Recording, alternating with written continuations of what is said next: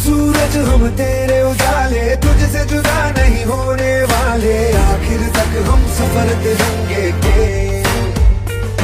5 दिवसापासून ते उपोषणावर बसलेले आहे आणि आपल्या राज्याचे मंत्री आणि आपले पालकमंत्री जिल्ह्याचे जर ते आपल्याला आश्वासन देत आहे त्याच्यापेक्षा मोठं आश्वासन आपलं पाहिजे का?